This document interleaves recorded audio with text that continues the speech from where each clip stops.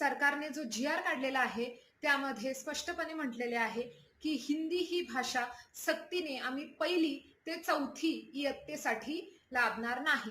पण त्रिभाषा सूत्र राष्ट्रीय धोरण या अंतर्गत महाराष्ट्र सरकार म्हणतं की 3 भाषा शिकणं इयत्ता पहिली ते चौथीसाठी अनिवार्य आहे.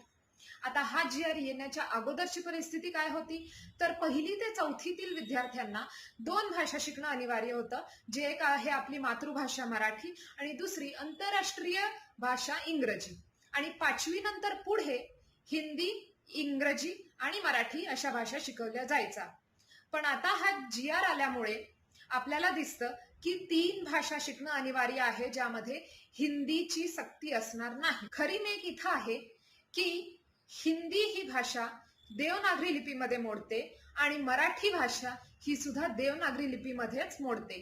तर हिंदी ही भाषा थोडक्यात मावशी लागू शकते आपल्या मराठी भाषेची आणि महाराष्ट्रामध्ये मराठी प्रमाणेच सोपी सर्वात जाणारी शिकायला ही हिंदी भाषा असणार आहे.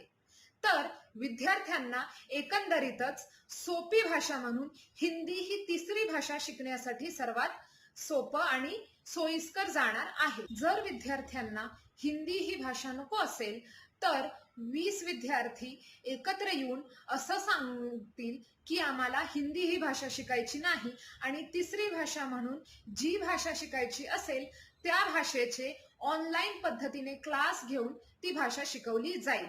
आता बघितलं गेलं तर इयत्ता पहिली ते चौथीतील विद्यार्थ्यांना मिळवणं हे जरा अवघड वाटू शकतं, कारण की तेवढी प्रगल्भता त्यांना त्या वयात येते का, तर त्याचं उत्तर आहे नाही. आणि शिकायला सुद्धा, परीक्षेमध्ये पास व्हायला सुद्धा मराठी सारखी सोपी जाणारी भाषा ही हिंदी ठरते.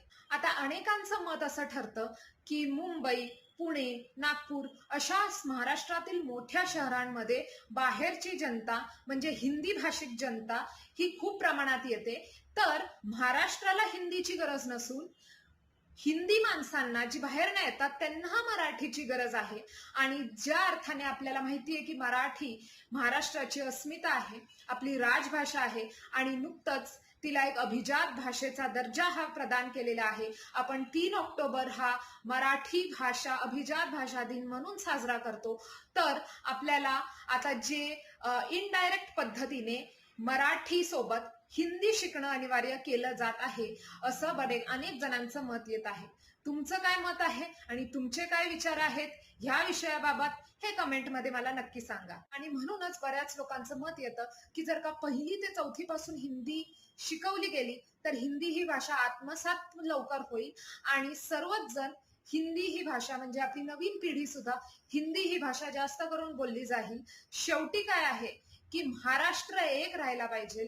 भाषा ही सुद्धा अनेक दृष्टिकोनातून एक असा धागा आहे की जी महाराष्ट्रातली एकी वाढवते, एकीकरण वाढवते आणि आपल्याला आपल्या महाराष्ट्राच्या भाषेविषयी, आपल्या कल्चर विषयी आणि आपल्या इतर सर्व महाराष्ट्रीयन पद्धतीविषयी, लोकांविषयी एक आपण बांधिलकी ठेवते. तर ह्या व्हिडिओबाबत तुमचे काय कमेंट्स आहेत, या निर्णयाबाबत तुमचे काय विचार आहेत हे नक्की व्यक्त व्हा आपल्या कमेंट सेक्शन मध्ये. तुर्तास थांबते, आपली रजा घेते. This is Shriya Mane. Thanks for watching.